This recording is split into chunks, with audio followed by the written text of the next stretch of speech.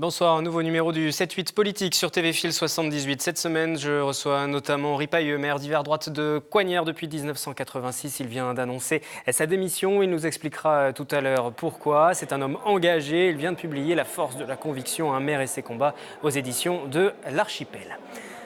Mais tout d'abord, cette information concernant le Parti socialiste et le député de la 11e circonscription, Benoît Hamon. Avec son courant à un monde d'avance, il propose en vue du congrès du parti présidentiel au mois de juin une contribution sévère contre la politique menée au niveau national. Extrait de cette contribution, vantée en Chine, les possibilités de licencier en France pour attirer quelques investisseurs supplémentaires sonnent comme une soumission inacceptable à la course mondiale, au moins-disant social que l'on croyait jusqu'ici réservé à nos adversaires politiques. Une réaction, vous l'avez compris, au dernier déplacement du Premier ministre. Pourquoi de tels propos? La réponse de l'ex-ministre Frondeur. On gouverne et le Front National ne cesse de monter. Il ne cesse de monter parce que beaucoup de Français entendent parler de République mais en font pas beaucoup l'expérience. Qu'est-ce que c'est faire l'expérience de la République? C'est avoir le sentiment que les inégalités reculent, que l'école fonctionne mieux, qu'on est rémunéré à la hauteur du travail que l'on fait, que l'on peut progresser. Vous savez, quand vous avez 20 ans et l'idée que vous êtes condamné à finalement rester toujours au même niveau en termes de rémunération, de place dans la société, c'est quand même désespérant. Et la République, en théorie, elle propose une espérance contraire à cela. Et bon, voilà, moi je pense qu'aujourd'hui, le rôle du Parti socialiste, il est de pousser le gouvernement, d'aider le gouvernement à faire en sorte que les Français fassent l'expérience de la République plus souvent, donc de l'égalité, de la fraternité, de la liberté réelle, plutôt que le contraire. Premier invité à présent de cette édition, Cyril Fonvielle, bonsoir. Bonsoir. Vous êtes le responsable dans les Yvelines de Sens commun. Sens commun, c'est un mouvement qui est né au sein de l'UMP par des anciens, quelques-uns en tout cas, de la Manif pour tous et qui entend peser sur les choix de la formation politique. Il y a eu d'ailleurs mardi dernier un meeting qui a été organisé à Bois d'Arcy où les fondateurs du mouvement étaient présents. Aujourd'hui, que représente Sens commun? Est-ce que vous êtes devenu un mouvement incontournable au sein de l'UMP? On va tout de même rappeler que pendant la campagne pour la présidence de l'UMP, vous êtes l'un des seuls mouvements, le seul mouvement à avoir réussi à réunir les 3 candidats à ce moment-là. Oui, tout à fait. Pendant le mois de novembre, on avait organisé un meeting autour du manifeste qu'on avait lancé, La droite que nous voulons, qui entendait remettre vraiment les idées au cœur du débat, avec ce constat qu'on essaye de faire partager le plus largement possible depuis la création de Sens commun, qui a un peu plus d'1 an, que à partir du moment où on oublie de s'intéresser aux idées et de se poser les bonnes questions, finalement, on finit par s'intéresser qu'à des querelles de personnes et des querelles d'ego. Et ça donne un spectacle assez triste. On l'a vu à l'UMP avec la bataille entre Jean-François Copé et François Fillon. Et même depuis, on voit que les querelles ne sont pas complètement éteintes. Tout ça, c'est très dommageable parce que finalement, le pays a besoin qu'on réfléchisse, qu'on fasse ça avec sérieux. On n'est pas là pour des questions d'ambition personnelle. Donc, je crois que ça, c'est important de le souligner. Notre volonté aujourd'hui, c'est de porter un renouveau des idées, un renouveau des pratiques politiques, ce qu'attendent nos concitoyens, à l'intérieur de l'UMP. Voilà, c'est le pari que fait Sens commun. Et quand vous parlez des idées, justement, j'évoquais la Manif pour tous, c'est-à-dire que vous vous inscrivez très clairement dans cette lignée-là. C'est le prolongement politique de la Manif pour tous au sein de l'UMP? C'est souvent vu comme ça. Je trouve que c'est très réducteur parce que Sens commun s'exprime sur tout un tas de sujets, pas uniquement les sujets sociétaux. Si vous voulez, on est parti de l'élan de la Manif pour tous. La Manif pour tous, ça a été un élan citoyen formidable qui a provoqué un réveil des consciences, mais aussi un réveil de l'envie d'engagement d'un certain nombre de jeunes, d'authenticité, de volonté, ce désir de ne pas rester assis sur le bord en regardant, en restant spectateur des choses. Et donc, cette nouvelle génération qui se lève n'est pas prête de se rasseoir, a un tas d'envies, notamment celle de remettre vraiment l'homme au cœur du système et le système à la mesure de l'homme, et pas l'inverse. C'est-à-dire que sur tout un tas de sujets, c'est vrai bien sûr sur les sujets sociétaux, sur la question du mariage pour tous, mais c'est vrai aussi dans tout un tas d'autres domaines. Je peux en citer quelques-uns comme l'économie, l'entreprise, les questions d'immigration, les questions d'intégration qui sont intimement liées. Toutes ces questions-là, la question du social, du logement, qui sont vraiment des enjeux prégnants dans la vie de nos concitoyens. Sens commun a vocation à animer le débat d'idées au sein de l'UMP et à donner la parole à des jeunes qui n'avaient pas d'engagement politique avant de se lancer. Puisque Sens commun, c'est à peu près 80 80% de primo-adhérents à l'intérieur de l'UMP. Mais sur le fond, sur les idées, on retrouve aussi cette volonté de réécrire la loi Taubira, par exemple, des choses que vous Oui, aimeriez voir apparaître dans le programme de 2017 de l'UMP. Oui, alors 2017 ou plus loin, je crois qu'il ne faut pas s'enfermer sur un timing forcément trop serré. Vous savez, quand on décide de partir sur la Lune, il y a des étapes intermédiaires. Il y a ce qu'on a appelé à gauche l'effet cliquet, qui a très bien marché avec des courants comme Europe Écologie Les Verts. C'est un peu cette ambition qu'a Sens Commun au sein de l'UMP, c'est de faire progresser ces idées sur le débat, sur le fond, en réensemençant la vie politique de nos idées. Parce que, en fait, le constat d'échec qu'on fait, et on en porte aussi notre part comme membre de l'UMP, c'est que depuis 30 ans, la droite a un peu déserté le terrain des idées et a laissé sur des pans entiers de l'économie, sur l'école par exemple, sur la question de la culture, la gauche s'emparait de ces sujets-là en faisant croire et en racontant à longueur de journée qu'ils étaient le progrès. Tant et si bien que les Français ont fini par l'assimiler et qu'aujourd'hui, nous avons besoin de réexpliquer aux Français, de réexpliquer aussi à notre famille politique que les idées de droite, non, c'est pas ringard. On a un vrai projet. Droite, justement, par exemple, c'est quoi les idées de droite sur la culture, sur l'éducation, sur les sujets que vous abordez? Quelles sont les priorités? Même si vous ne voulez pas vous enfermer dans 2017, c'est la prochaine échéance capitale pour l'UMP. Même si vous ne voulez pas vous enfermer, quelles sont les idées que vous souhaitez voir défendues? Alors, je vais le dire pour vous, mais il y a la réécriture de la loi Taubira et puis il y a la question aussi de la surveillance, en tout cas de ce projet de fin de vie qui est préparé actuellement par le gouvernement, que vous dénoncez comme une euthanasie légalisée. Oui, tout à fait, déguisée. Oui. Déguisée. Mais au-delà de ça, au-delà de ces problématiques-là, quels sont les autres points précis? Ça repose d'abord sur une valeur claire qui est celle de la confiance. Par exemple, Sens Commun a pris position il y a quelques jours après l'élection après le deuxième tour, on l'avait dit quelques jours avant le résultat de l'élection. Nous, on n'est pas, par exemple, pour les consignes de vote. On estime que les électeurs sont suffisamment grands et intelligents pour voter en conscience. Entre le Front National et exactement, le Parti Socialiste. Je ne crois pas que les appareils aient vocation à donner des consignes de vote ou à s'estimer propriétaires des gens qui ont voté pour eux. Les gens ont la possibilité de faire un choix en conscience, de réfléchir très sereinement aux choix politiques qui les engagent. Ça, c'est des valeurs qui peuvent se décliner sur des tas d'autres domaines. Par exemple, si on réfléchit en termes d'économie, c'est faire le choix de la responsabilité. Essayer de faire en sorte que chaque personne ait la possibilité de vivre décemment de son travail. Alors, je sais qu'aujourd'hui, ça peut paraître un peu provoquant parce qu'on a une société qui a beaucoup de chômage, où beaucoup de gens voudraient travailler, ne peuvent pas trouver un emploi. Mais si vous voulez, c'est des choses qu'on va essayer de décliner comme ça patiemment. Ça fait 1 an qu'on existe, donc toutes les propositions ne sont pas encore sur la table. On a un groupe, ce qu'on appelle un pôle de réflexion qui travaille avec des experts sur ces questions-là. On a vocation à avancer. Ça peut être aussi sur la sécurité dans les prisons, ça peut être sur la réinsertion. Je ne vous surprendrai pas en vous disant que notre position est quand même diamétralement opposée à celle de Mme Taubira, une fois encore, sur la question des peines alternatives à l'emprisonnement. Voilà. Comment ça se décline dans les Yvelines, pour conclure concrètement votre mouvement? Ça passe par des réunions, il y en a eu une la semaine dernière déjà? Ouais, c'est surtout un mouvement très, très local, ancré dans les régions. Notre président est nantais, il est issu du Grand Ouest de la France. Pour nous, c'est symbolique, mais c'est pas seulement symbolique. Dans les Yvelines, ça se traduit par de nombreuses réunions d'appartements. C'est vraiment un travail de fourmi pour nous de développer Sens Commun. Et la force de notre mouvement, c'est qu'il part de la base. C'est pas uniquement un mouvement centré.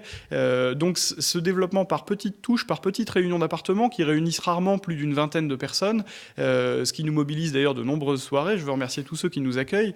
On se développe vraiment comme ça, de petites réunions en petites réunions, en présentant notre mouvement, nos ambitions très modestes, notre envie de changer les choses. Généralement, ça touche le cœur des gens, ça les intéresse et ils ont envie d'y prendre part. On a fait ainsi depuis 1 an et demi. En décembre 2014, on était à peu près à 80 réunions dans les Yvelines et clôturé par cette belle réunion pour lancer l'année 2015 qui a vu se réunir plus de 200 personnes à Bois d'Arcy la semaine dernière. C'est vraiment un grand remerciement que je voudrais adresser à tous nos bénévoles, tous nos responsables de ville qui donnent énormément de leur temps pour développer notre mouvement. Et faire exister donc ce mouvement Sens Commun, notamment dans les Yvelines. Merci Cyril Fonville, vous êtes le responsable dans le département de Sens Commun. Nous parlons à présent des élections départementales dans ce 7-8 politique avec la candidature du président de la CASKI, de la communauté d'agglomération de Saint-Quentin, Michel Laugier. Le maire de Montigny se présente sur son canton qui comporte également la ville ville de Guyancourt, dont le maire est tout simplement le conseiller général sortant, le socialiste François Deligné.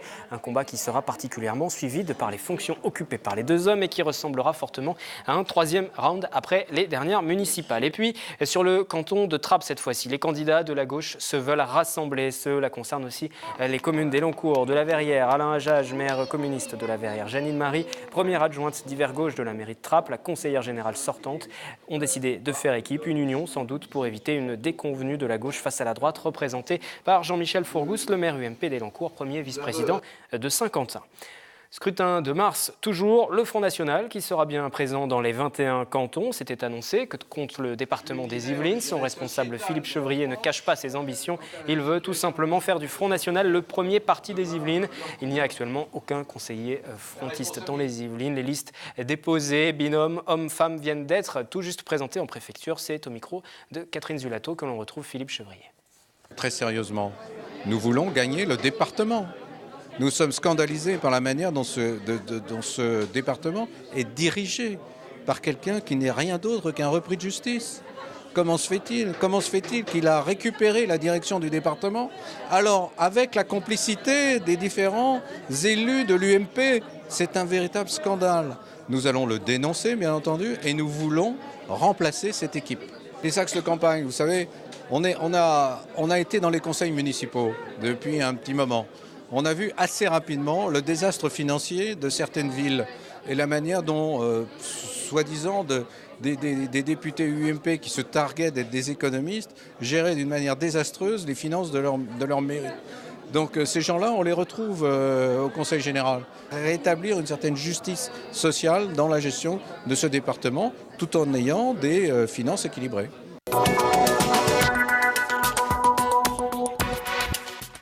Invité à présent du 7-8 politique, Henri Pailleux, maire d'hiver droite encarté UMP de Coignères depuis 1986, réélu en mars dernier avec plus de 56% des voix. Bonsoir. Bonsoir. Vous aviez prévenu que ce serait sans doute votre dernier mandat, mais pour autant, l'annonce de votre démission a surpris tout le monde au début de ce mois de février. C'était lors de votre cérémonie de vœux. Vous avez motivé votre départ par deux raisons. Tout d'abord, l'abandon du prolongement de l'autoroute A12 dans le schéma directeur de la région Île-de-France.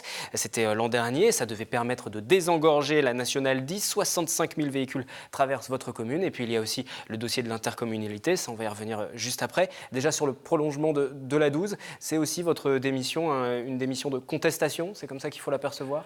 Non, je dois dire que j'ai pris ma décision de démissionner de mon poste en décembre dernier. Alors bien évidemment, les deux sujets que vous avez évoqués sont majeurs dans la décision que j'ai prise, mais ça va bien au-delà.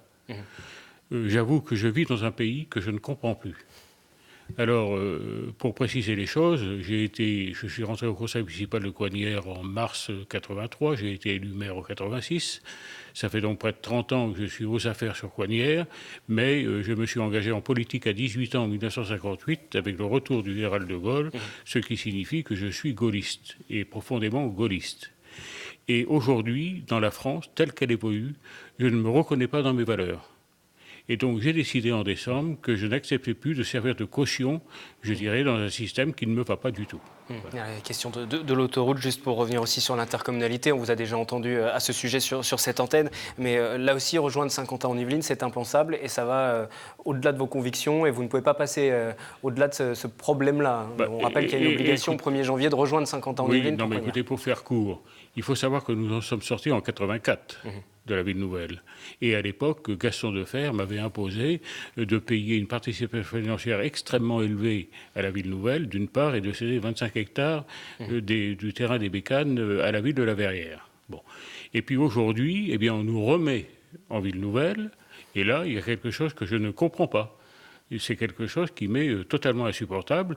Nous ne voulons pas à Coignères aller en ville nouvelle. J'ai sollicité les Coignériens par une élection organisée comme une élection municipale. Et là-dessus, les Coignériens sont prononcés à 98,5% pour conserver la communauté de communes des étangs. Oui, que vous avez rejoint il n'y a pas longtemps, voilà. Effectivement. Et donc, je ne comprends pas ce qui se passe. Je ne comprends pas l'accélération, je dirais, que veut le gouvernement ou le préfet de région en la matière. Ça m'échappe totalement. Et à partir de là, également, ce que je dénonce, c'est l'opacité dans laquelle tout cela se met en place.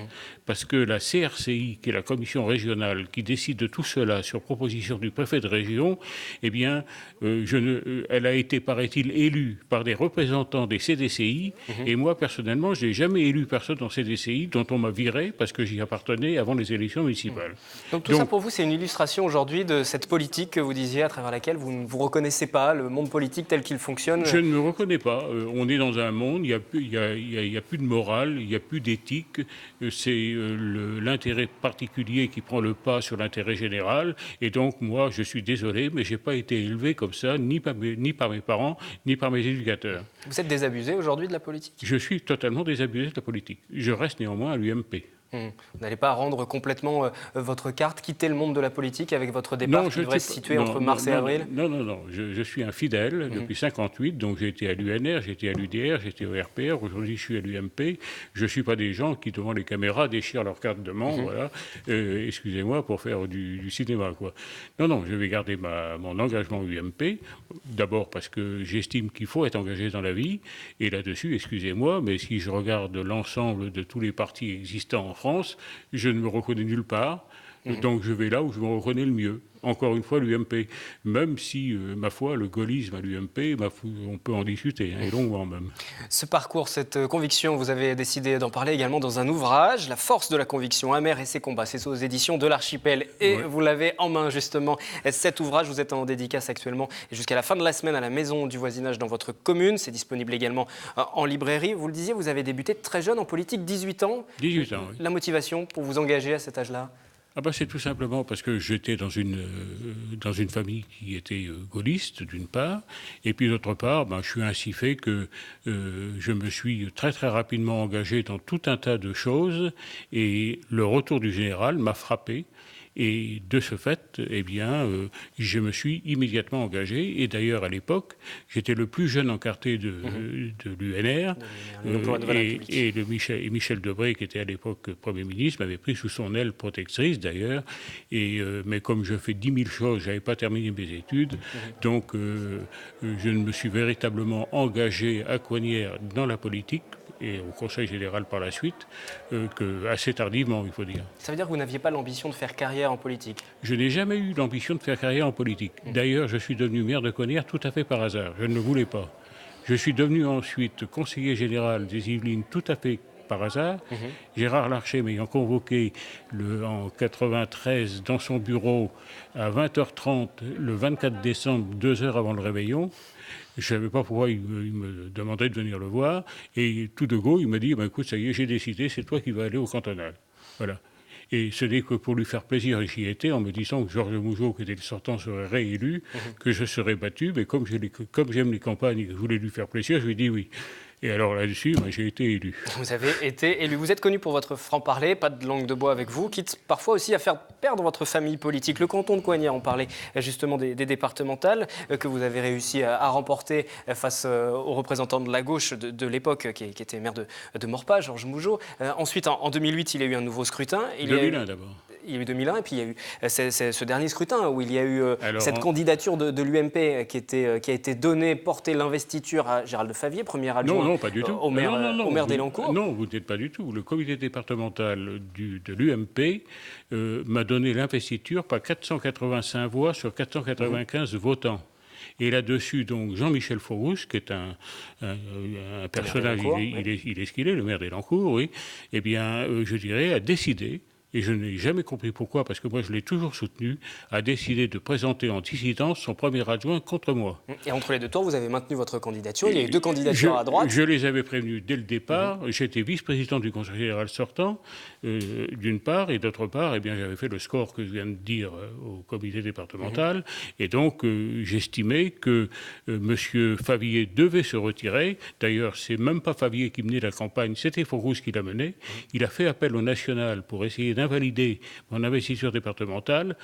Pandreau, qui s'occupe de la commission des conflits, c'était à l'UMP à l'époque, a débouté Faurousse et Favier. Et ils les ont exclus.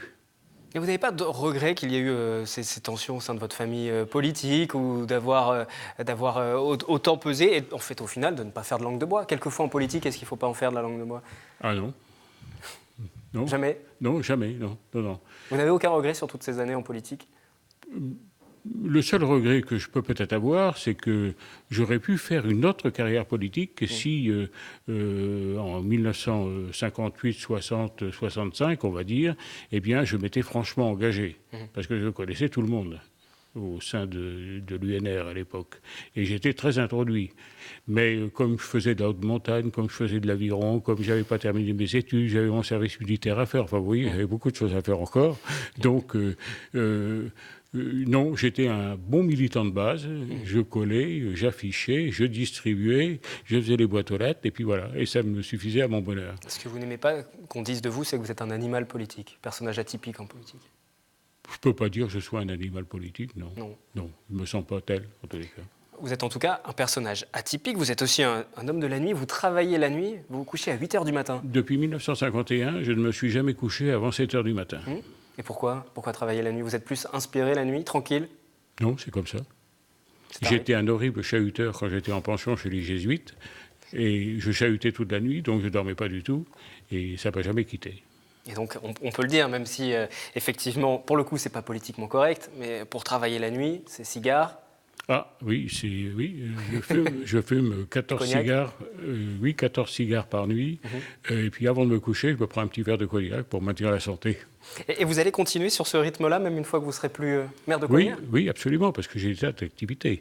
Je travaille au sein de la Société française d'énergie nucléaire, d'une part. Je suis bonapartiste en plus que d'être gaulliste.